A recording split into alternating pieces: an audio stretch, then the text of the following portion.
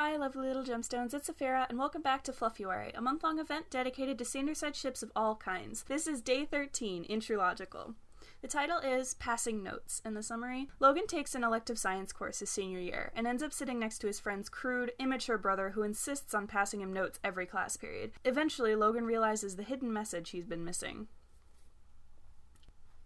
I still can't believe you took a science class instead of a free period. You're such an overachieving nerd, Roman exclaimed as they stood around Logan's locker. Patton elbowed him in the side as Logan rolled his eyes. He's allowed to do whatever he wants with his schedule, Patton defended. I know, but we could have all had free time together, and now we're split, Roman whined. Logan wasn't fazed, all too used to his dramatics at this point. We already spend hours together after school for drama. I think you'll survive an hour-and-a-half free period without me, Logan said, checking his written schedule once more for the room number before slamming his locker shut. But if you truly want to see me more, I'm sure you could go get your schedule changed. Roman shook his head a little too quickly while making a face, and the other two snickered at him. Patton glanced at the clock hanging in the hall and frowned.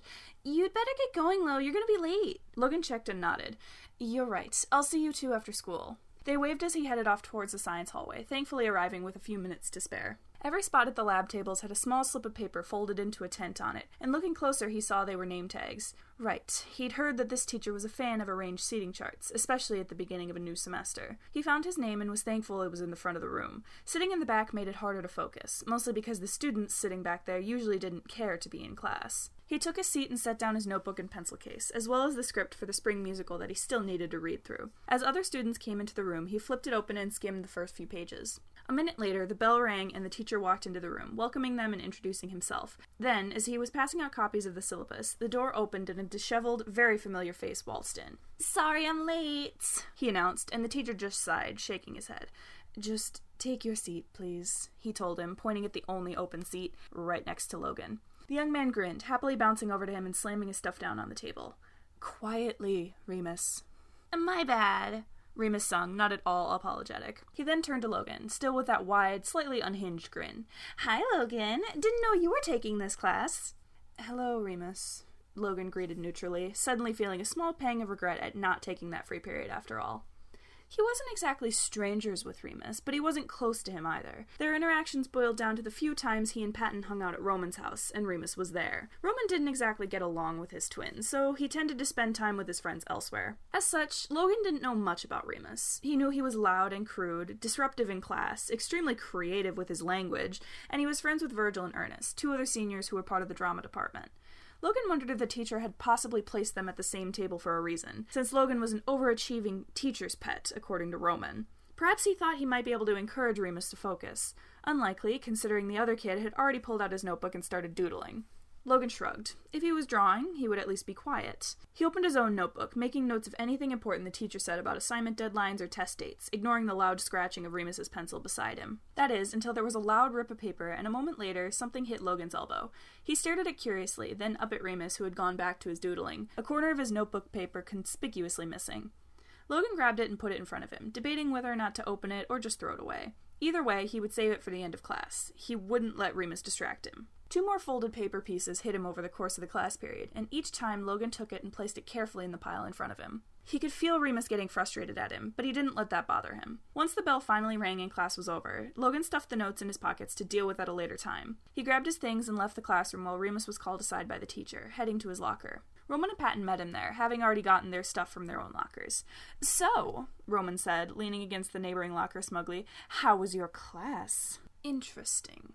Were you aware that Remus was taking the same class? Logan asked, and Roman blinked. Huh? No. Wait, he is? Are you sure it wasn't someone who just looked like him? Logan rolled his eyes. You two are identical twins, Roman. I'm very familiar with what you look like, and had a very close view because the teacher put him next to me. Aw, shit, that sucks. I'm so sorry, Lo. Was he annoying? Well, he was quiet for the most part. He did keep passing me these notes, though. Patton tilted his head, curious. Notes? What do they say? Probably something gross, Roman grumbled. Logan pulled the ripped pieces out of his pocket, holding them in his palm. I didn't read them during class, so I'm not sure what they say. His friends each grabbed one, unfolding them as Logan finished packing his backpack. When he pulled it out of his locker and turned back, they both had odd looks on their faces. What's wrong? Well, there's nothing written on them, Patton said, trying to be chipper. Roman rolled his eyes, showing Logan the paper. On it was a pencil sketch of something. Logan couldn't actually tell what it was supposed to be. Some kind of cat-like creature, maybe? But it also had fins like a fish, and horns. Logan hummed, and Roman crumpled the piece in his hand, huffing. What the hell? He's so weird. You should just toss him low. Don't encourage him by taking them. Maybe you should just tell him to keep them. They are well drawn. He should draw them in a sketchbook so he can look back on them, Patton suggested. Logan shrugged, shoving his own shred of paper back into his pocket while Roman wasn't looking. Sure, the drawings were strange, and they didn't seem to be based in any kind of reality, but they were fascinating all the same.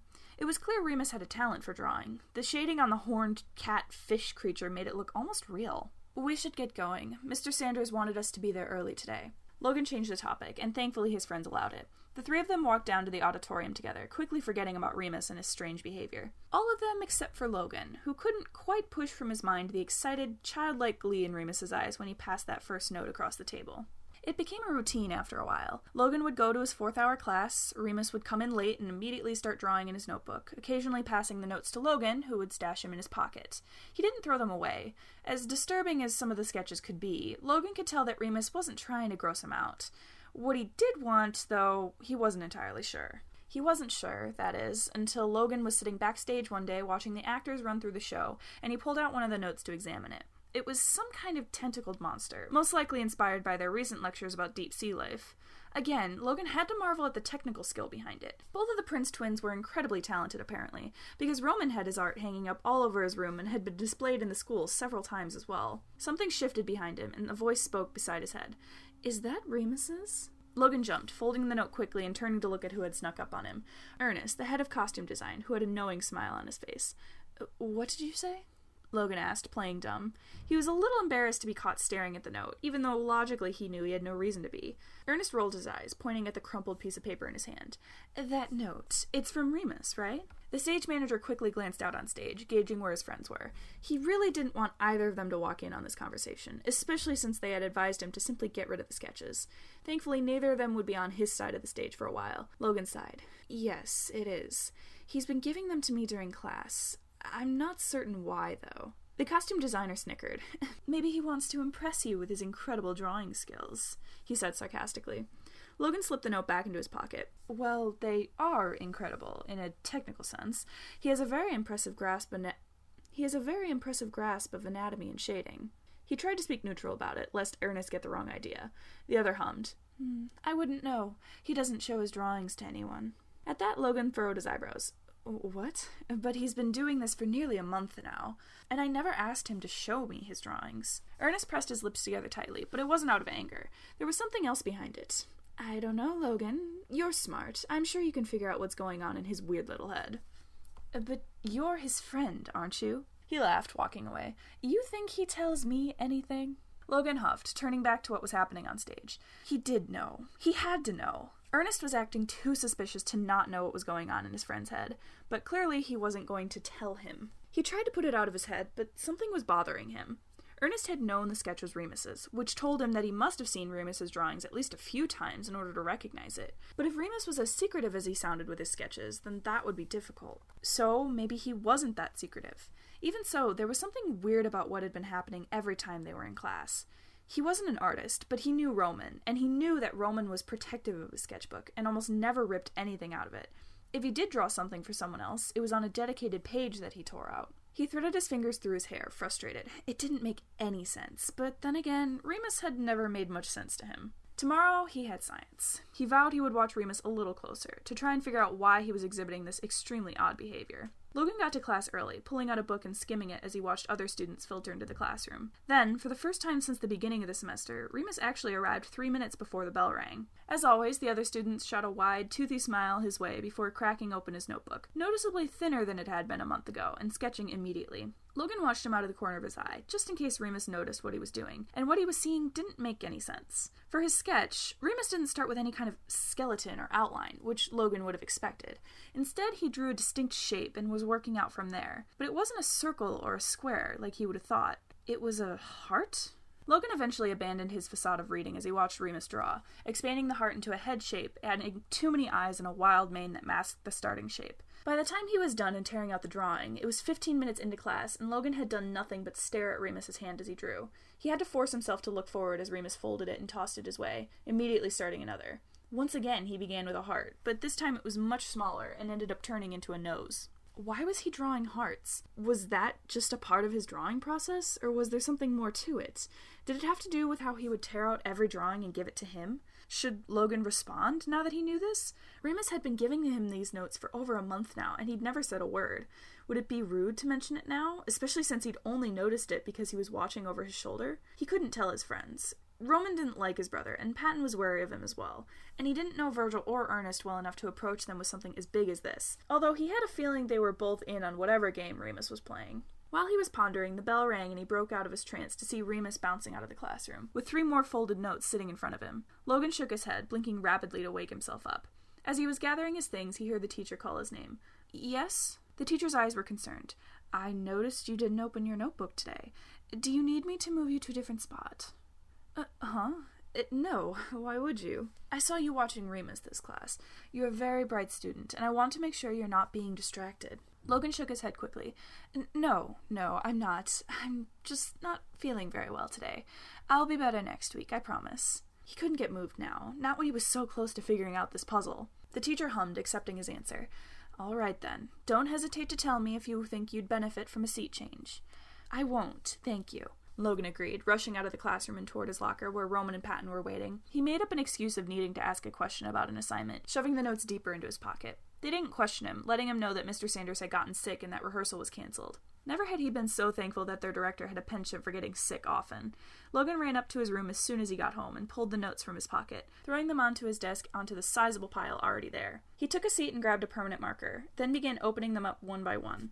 In each one, he looked for any heart shapes, and as he went through, he found at least one in every single drawing he'd been given by Remus. In one, the drawing of a 2-headed dragon, the creature had heart-shaped spines trailing down its back. A heart in every single one. No 2 drawings were the same besides that simple fact.